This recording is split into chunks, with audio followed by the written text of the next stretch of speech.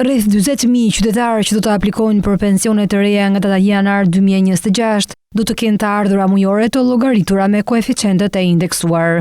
Këshilli Administrativ i Institutit të Sigurimeve Shoqërore miratoi projekt vendimin për koeficientin e indeksimit të bazës së vlerësuar të vitit 2024, i cili përdoret për llogaritjen e pensioneve.